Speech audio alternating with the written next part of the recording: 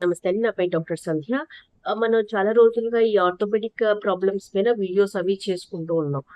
And అలాగే ఈరోజేంటంటే మా patient ఒక లేడీ వచ్చారు. సో, వారు ఒక టిపికల్ జాయింట్ పెయిన్స్ సంబంధించి సింప్టమ్స్ అనేవి మనకి చెప్పారు. వాటిని మీకు షేర్ చేస్తే అటువంటి సింప్టమ్స్ తోటి ఇబ్బంది పడేవారికి హెల్ప్ అవుతుందని ఈ వీడియో చేస్తున్నాను.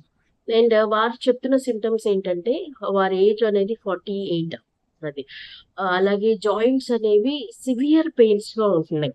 అది. అండ్ పెయిన్సే కాకుండా విపరీతమైన వీక్‌నెస్ చెప్తూ ఉన్నారు. అలాగే మనకి నుంచోవడం అనేది కష్టంగా ఉంటుంది. అండ్ పెయిన్స్ అనేవి ఈవినింగ్స్ కానీ, లేకపోతే రెస్ట్ తీసుకున్నా ఎక్కువైపోతూ ఉంటాయి. డార్క్ రూమ్స్‌లో ఉన్న ఎక్కువైపోతూ ఉంటాయి. పెయిన్ ఇక్కడ అని చెప్పలేరనమాట. మనకి పెయిన్ అనేది రొటేషన్ ఆఫ్ పెయిన్ అనేది చూస్తూ ఉన్నాం. అలాగే ఏంటంటే అది జాయింట్ పెయినా, మజిల్ పెయినా అనేది కూడా అర్థం కావట్లే. అండ్ వారు ఫేస్ చేస్తున్న ఒక టిపికల్ కండిషన్ ఏంటంటే బాగా స్ట్రెస్. వారు కంప్లెయింట్ చేస్తున్నారు. స్ట్రెస్ నాకు ఆలోచన వచ్చిందంటే చాలు ఈ నొప్పులన్నీ బాగా విపరీతంగా పెరిగిపోతున్నాయమ్మా. అది వారు చెప్తున్న కంప్లెయింట్.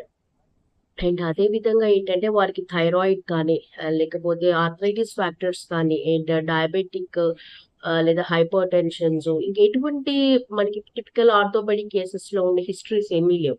కానీ వారికి పెయిన్స్ అన్నీ కూడా ఉంటున్నాయి.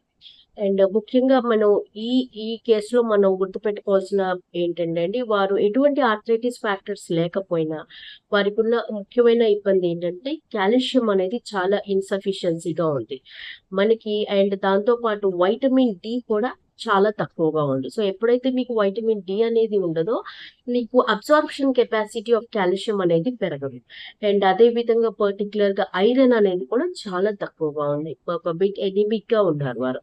సో, ఈ కండిషన్స్ అన్నీ కూడా ఏంటంటే, వారికి ఈ కాల్షియం డిప్లీషన్‌కి దారితీస్తాయి. ఎందుకంటే వారి ఏజ్ అరౌండ్ 48 ఇయర్స్ ఆఫ్ ఏజ్‌లో ప్రీ మెనోపాజ్‌లోకి ఎంటర్ అవుతూ ఉంటారు. సో, దానివల్ల ఏంటంటే సహజంగానే మనకి బోన్ సెల్స్ కానీ, బోన్ లాస్ అనేది ఎక్కువగా జరుగుతూ ఉంటుంది. దాంతో పాటు కాల్షియం డీజనరేషన్ కూడా ఉంటుంది. సో, వారు వీటి వల్ల ఆవిడ పెయిన్స్‌ని సఫర్ అవుతున్నారు. వారన్నట్టు స్ట్రెస్ ఫ్యాక్టర్ కూడా మనకి అంటే డైరెక్ట్‌గా స్ట్రెస్ మనకి నొప్పులు తీసుకొస్తుంది అంటే ఖచ్చితంగా కాదు. ఈ స్ట్రెస్ అనేది ఏమవుతుందంటే ఎప్పుడైతే మీకు స్ట్రెస్ రిలేటెడ్ హార్మోన్స్ ఎప్పుడైతే పెరుగుతాయో అవి ట్రిగరింగ్ ఫ్యాక్టర్స్ లాగా హెల్ప్ చేస్తాయి ఈ నొప్పులకి. ఆ స్ట్రెస్ మనకి పెరుగుతా ఉంటది ఆ ఫ్యాక్టర్స్. అదే విధంగా ఇమ్యూనిటీ ఫ్యాక్టర్స్ అనేవి మీకు తగ్గిపోతాయి. ఎప్పుడైతే ఇమ్యూనిటీ ఫ్యాక్టర్స్ అనేవి మీకు తగ్గిపోతాయో బాడీ అనేది వీక్‌నింగ్ ఉంటది. ఆ వీక్‌నింగ్ వల్ల పైగా మనకి కాల్షియం డిప్లీషన్ వల్ల ఏంటంటే విపరీతమైన పెయిన్స్ అనేవి ఎగ్జిబిట్ చేస్తూ ఉంటారు. అది మనకి అన్ని రకాల సింప్టమ్స్ ఉంటాయి. సో, మీరు కూడా ఎవరైనా ఈ 45 ఇయర్స్ ఆఫ్ ఏజ్‌లో ఉండి, అంతా కూడా మనకి ఎటువంటి కంప్లెయింట్స్ లేవు కానీ, మోకాళ్ళ నొప్పులతోటి విపరీతంగా సఫర్ అయిపోతున్నాం. లేదంటే వాటెవర్ ఈ జాయింట్ పెయిన్స్ తోటి, ఒక స్టిఫ్‌నెస్ తోటి సఫర్ అవుతున్నారంటే, బెటర్ వన్స్ మీరు మీ బ్లడ్ లెవెల్‌ని చెక్ చేయించుకోండి. అలాగే కాల్షియం, వైటమిన్ డి అనేది తీసుకోండి. ఎందుకంటే చెక్ చేయించుకొని తీసుకోవాలి. మనకి ఖచ్చితంగా మనకి మెనోపాజ్ అటైన్ చేసేటప్పుడు ఎవరికైనా ఏ వుమెన్‌కైనా సరే ఈ కండిషన్ కాల్షియం తగ్గడం, ఆస్టోపోరోసిస్ అనేది ఎక్కువగా మనకి చూసే సింప్టమ్ అన్నమాట. సో, బెటర్ వన్స్ చెక్ చేసుకోండి. అండ్ అదే విధంగా వారికి మేము సజెస్ట్ చేసిన డ్రగ్స్ ఏంటంటే మెగ్నీషియం ఫాస్ అనేది జనరల్ డ్రగ్.